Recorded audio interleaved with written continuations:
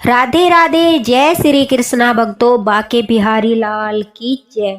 भक्तों, आज आपको सुनाते हैं दिल को छू लेने वाली एक बिल्कुल सच्ची और अद्भुत लीला कथा, जिसे सुनकर आपका मन लड्डू गोपाल के प्रति और भी भक्ति और विश्वास बढ़ा देगा।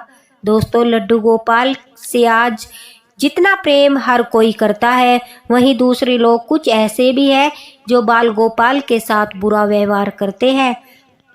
लड्डू गोपाल के साथ यह तो ठाकुर जी ही जानते हैं कि किसने ऐसा अपराध किया कि उन्हें कूड़े के ढेर में डालकर चला गया। वह किसी ने जानबूझकर किया है या फिर किसी की भयानक गलती के कारण लड्डू गोपाल कचरे के ढेर में पहुंचे।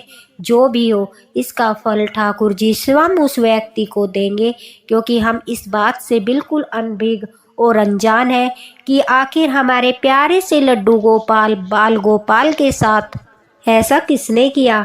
जहां एक तरफ बाल गोपाल की भक्ति बढ़ रही है, वहीं दूसरी ओर लोग देखा देखी बाल गोपाल जी का विग्रह ले तो आते हैं, लेकिन उनकी सेवा नहीं कर पाते। इस कारण से वे गलती कर देते हैं और ऐसी मानसिकता वाले लोग ठाकुर जी को या तो कहीं मंदिर में छोड़ आते हैं या फिर उनका विसर्जन कर देते हैं। कुछ तो इनके साथ इतना बुरा व्यवहार कर देते हैं कि दोस्तों, इन्हें ऐसे ही फेंक देते हैं। अगर आप लोग सेवा नहीं कर सकते, लड्डू गोपाल के प्रति आपके मन में भाव नहीं है, इससे तो अच्छा है इन्हें इधर उधर डालने से अच्छा ऐसे भक्त को दे दे जो इनकी सेवा करना चाहता है। इससे आप बुरे कर्म से भी बच जाओगे और साथ ही बाल गोपाल ठाकुर जी की सेवा भी होती रहेगी। चलिए सुनाते हैं लड्डू गोपाल की एक प्यारी सी लीला कथा, जिसमें उन्होंने अपने भक्त का जीवन ही बदल दिया। यह लीला कथा हमारे साथ शेयर की है साक्षी ने। साक्षी दिल्ली में प्रीत बिहार में ही अपने मम्मी पापा के साथ रहती थी। उसका एक बड़ा भाई है। साक्षी बहुत ही गरीब फैमिली से बिलोंग करती है। उसके पापा कबाड़ी का काम करते हैं और मम्मी भी घर घर जाकर सबके घर में काम करती है। इसी से साक्षी के घर का सारा खर्च चलता है।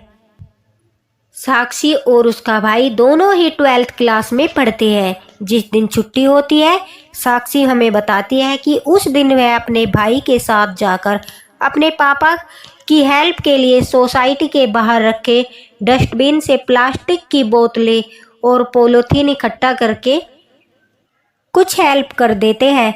साक्षी कहती है, हम हिंदू परिवार से हैं और हमारे घर में पूजा पाठ भी होती है।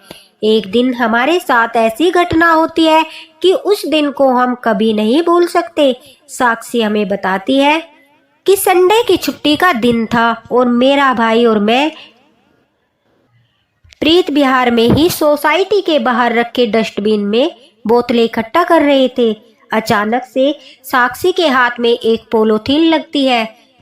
वह कहती है कि वह पॉलीथीन काफी भारी थी, जिसे देखकर लग रहा था कि इसमें जरूर कुछ ऐसा सामान रखा है।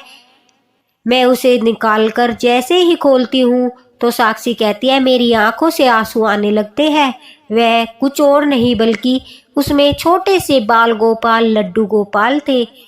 साक्षी लड्डू गोपाल के बारे में पहले से ही जानती थी, क्योंकि उसकी सहेली के घर लड्डू गोपाल की सेवा होती थी। उसने पहले भी लड्डू गोपाल को देखा था। साक्षी जैसे ही लड्डू गोपाल को देखती है तो वह अपने भाई को आवाज लगाती है और कहती है, भाई देखो, कौन इतना बेरहम इंसान है जो इतने छोटे से प्यारे से बाल गोपाल को यहाँ पर छोड़कर चला गया है। यह क्या हो रहा है कि लोग भगवान को भी भगवान नहीं मान रहे हैं, पाप की सारी हदें पार कर रहे हैं। मैं उनको पॉलीथीन से निकालकर अपनी चुन्नी से साफ करती हूँ। तभी मेरा भाई कहता है, चलो इन्हें घर लेकर चलते हैं और हम दोनों भाई बहन मिलकर इनकी सेवा करेंगे। शायद ये हमसे अपनी सेवा लेना चाहते हैं। साक्षी कहती है, हम खुश होकर उन लड्डू गोपाल को लेकर अपने घर आ जाते हैं। घर आकर मेरा भाई फोन में एक वीडियो देखता है, जिसमें हम लड्डू गोपाल को साफ पानी से नहलाकर एक चुन्नी में लपेटकर बैठा देते हैं, क्योंकि हमारे पास ना तो पोशाक ही थी और न ही लड्डू गोपाल की कोई भी आवश्यकता की चीजें थी, क्योंकि हमारे घर में बाल गोपाल नहीं थे। पहली बार बाल गोपाल हमारे घर आए थे। साक्षी कहती है कि मुझे चिंता हो रही थी कि हमारे पास तो इतने पैसे भी नहीं है, अब इनके लिए पोशाक कहाँ से लाऊं। तभी लड्डू गोपाल ने घर आते ही अपना चमत्कार दिखाना शुरू किया। साक्षी कहती है कि मेरी मम्मी काम करके घर लौटी तो मैंने और मेरे भाई ने उन्हें सारी बात बताई। मम्मी भी बहुत खुश थी कि हमारे घर भगवान स्वयं सेवा लेने आए हैं। वह खुश होकर मेरे सर पर हाथ फेर कर कहती है कि आज ही मालकिन ने मुझे कुछ पैसे दिए हैं, चलो मेरे साथ बाजार चलकर इनका जो भी सामान तुझे चाहिए ले आते हैं। यह सुनकर मैं बड़ा ही खुश थी, मानो मुझे पंख लग गए हो। मैं मम्मी के साथ बाजार जाकर अपने लड्डू गोपाल के लिए सुंदर सी पोशाक लेती हूँ। वह पोशाक ज़्यादा महंगी तो नहीं थी, लेकिन वह दिखने में बड़ी ही सुंदर थी। मैं उनके सोने के लिए बिस्तरा और उनकी एक दो ज़रूरत की चीज़ें ले लेती हूँ। शाम के समय जब मेरे पापा घर आते हैं तो मैं उनके हाथ में एक पॉलीथीन देखती हूँ जिसमें वह हमारे लिए खाने के लिए कुछ फल लेकर आए थे। मैं दौड़कर वह पॉलीथीन अपने पापा के हाथ से लेकर सबसे पहले लड्डू गोपाल को भोग लगाती हूँ।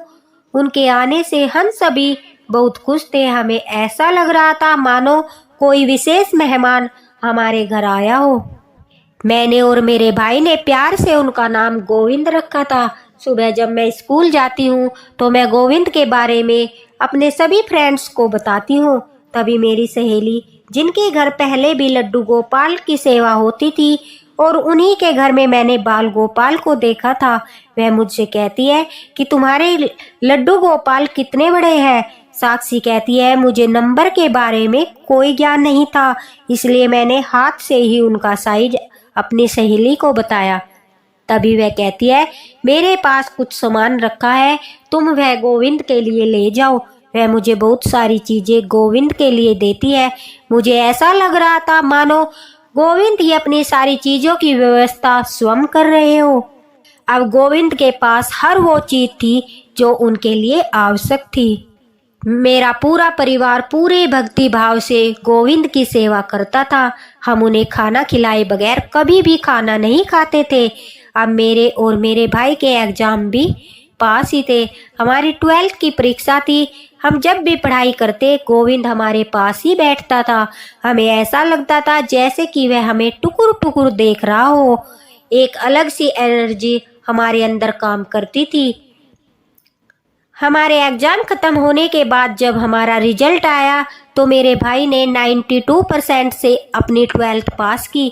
वहीं मेरे भी 95% नंबर आए, जिससे मेरे मम्मी पापा बड़े ही खुश थे। लेकिन पैसे की कमी के कारण पापा ने मेरी आगे की पढ़ाई के लिए मना कर दिया था। इस बात से मैं बहुत दुखी थी। तभी हमारे जीवन में एक चमत्कार होता है। मेरी मम्मी जहाँ काम करती थी वह बड़े लोग थे। हम उनके घर पार्टी में गए थे। मम्मी काम में हाथ बटाने के लिए मुझे अपने साथ लेकर गई थी। मेरा भाई घर पर नहीं था और पापा भी घर नहीं थे, इस वजह से गोविंद को भी हम साथ लेकर गए थे। जब मैं वहाँ एक रूम में सफाई कर रही थी तो वहीं पर एक अंकल बैठे थे जो उस घर के मालिक थे। उनके साथ बहुत सारे लोग बैठे थे और उनमें बच्चे भी थे। वह उन बच्चों से बारी बारी उनकी पढ़ाई के बारे में बात कर रहे थे और सभी से उनके मार्क्स पूछ रहे थे। कोई 82% बता रहा था तो कोई 76% बता रहा था। उनमें से जो मालिक की लड़की थी उसकी भी 12th की परीक्षा पास हुई थी और उसने 94% से अपना 12th पास किया था, जिसकी वजह से ही उन लोगों ने घर में पार्टी रखी थी। साक्षी कहती है जब सभी बच्चे अपने नंबर बता रहे थे तो अचानक से पता नहीं मुझे क्या होता है, मैं भी जोर से चिल्लाकर कहती हूँ कि अंकल मेरे भी 95% नंबर आए हैं। सभी मेरी तरफ ऐसे देखने लगते हैं मानो कि मैंने कोई अपराध कर दिया हो। तभी अंकल बड़े प्यार से मुझे अपने पास बुलाते हैं और कहते हैं कि बेटा तुम कौन से स्कूल में पढ़ती हो। जब मैंने अपने स्कूल का नाम बताया तो वहाँ पर जो भी बच्चे थे वह सब हंसने लगते हैं, क्योंकि मैं गवर्नमेंट स्कूल में पढ़ती थी। तभी अंकल उन्हें डांटते हुए कहते हैं कि चलो मैं सबसे एक सवाल पूछता हूँ, जो भी बच्चा सबसे पहले उसका आंसर देगा वही सबसे होशियार और होनहार माना जाएगा। तभी अंकल कुछ क्वेश्चन करते हैं। पता नहीं अचानक से मैंने वह क्वेश्चन कभी ध्यान से पढ़ा भी नहीं था, मैं सबसे पहले उसका आंसर दे देती हूँ। अंकल यह देखकर मेरी तरफ मुस्कुराते हैं। पार्टी खत्म होती है और हम घर आ जाते हैं। अगले दिन मेरी मम्मी एक बड़ी खुशखबरी के साथ वापस लौटती है। वह कहती है कि मालिक तेरी पढ़ाई के बारे में बात कर रहे थे और वह तेरी आगे की पढ़ाई की जिम्मेदारी ले रहे हैं। पापा के पास पैसे नहीं थे, इसलिए मैं आगे की पढ़ाई नहीं कर पा रही थी। यह सुनकर मुझे विश्वास हो जाता है कि यह सब गोविंद ही कर रहे हैं। अब मैं बड़ी ही खुश थी। उन अंकल का नाम उमेश चतुर्वेदी है, जो प्रीत बिहार में ही रहते हैं। उन्होंने मेरा एडमिशन बीए में कराया और साथ ही मेरी बीएड की भी पढ़ाई कराई। मुझे तो यकीन नहीं हो रहा था कि इस तरह एक गरीब परिवार की लड़की को भी पढ़ने का इतना अच्छा मौका मिल सकता है। मेरे भाई ने भी अपना कंप्यूटर का कोर्स कर लिया था। गोविंद की कृपा से अब वह एक बैंक में काम कर रहा था। मेरी बीएड की पढ़ाई कंप्लीट होने के बाद मेरी कोई गवर्नमेंट जॉब नहीं लगी थी, लेकिन मैं एक प्राइवेट स्कूल में पढ़ा रही थी, जहां मुझे अच्छी खासी सैलरी मिलती थी। अब हमने अपना छोटा सा घर भी बना लिया था और उसी घर में गोविंद के लिए एक छोटा सा मंदिर भी हमने बनाया था। जिसके बाद मेरे लिए अच्छे अच्छे रिश्ते आने लगे थे, लेकिन मैं गोविंद से यही प्रार्थना करती थी कि मेरी शादी जिस भी घर में हो वह दहेज के लालची नहीं होने चाहिए। कुछ दिन के बाद उमेश अंकल मेरे लिए एक बहुत ही अच्छी फैमिली से रिश्ता लेकर आते हैं और वह मेरी शादी में भी मेरे मम्मी पापा की पूरी हेल्प करते हैं। मेरी शादी गाजियाबाद में हो चुकी है और मेरे हस्बैंड एक गवर्नमेंट टीचर है। मैं अभी भी अपनी जॉब की तैयारी कर रही हूँ। शादी के बाद मैं गोविंद को अपने ससुराल ही लेकर आ गई थी। मैं यहाँ भी उनकी सेवा करती हूँ। जिस दिन से वह मेरे घर आए हैं उस दिन से आज तक उन्होंने मेरा पूरा जीवन ही बदल दिया है। मेरा ही नहीं बल्कि हमारी पूरी फैमिली का कहाँ से कहाँ तक पहुँचा दिया है। अब मेरे पापा कबाड़ी का काम नहीं करते, न ही मेरी मम्मी किसी के घर काम करने जाती है। साक्षी कहती है कि बदनसीब है वो जो गोविंद को डस्टबिन में डालकर चला गया, और गोविंद की कृपा से बड़े ही सौभाग्यशाली हुए हैं हम, जो हमें इनकी सेवा का मौका मिला।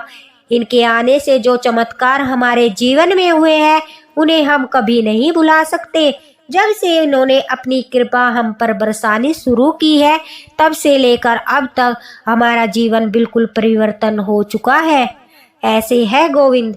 देखा भक्तों, कैसे एक गरीब लड़की आज महलों का सुख पा रही है। यह सब हमारे ठाकुर जी की कृपा है। उनका भक्त के प्रति प्रेम है। जो सुख उन्होंने साक्षी और उसकी फैमिली को दिया, ऐसी ही कृपा ठाकुर जी सब पर बरसाना, ऐसी ही कृपा दृष्टि हर भक्त पर बनाए रखना। गोविंद की जय जयकार करते रहना। साक्षी ने निस्वार्थ भाव से जब गोविंद जी की ठाकुर जी की सेवा की तो उन्होंने उसका पूरा जीवन ही बदल दिया। उसको हर वो सुख सुविधा प्रदान की जिसकी वह अधिकारी थी। उसे शिक्षा पाने का अधिकार दिया, उसकी हर परिस्थिति में मदद की। इतने दया निधान है हमारे ठाकुर जी। देखा दोस्तों, कैसे लड्डू गोपाल की सेवा ने साक्षी का जीवन परिवर्तन कर दिया। अगर हम लड्डू गोपाल के प्रति सच्चा भाव और सच्ची भक्ति रखते हैं तो वह भी हमारी प्रार्थना बड़े प्रेम से स्वीकार करते हैं। उनकी लीला अपरंपार है। इसी के साथ बोलिए राधे राधे। बाके बिहारी लाल की जय।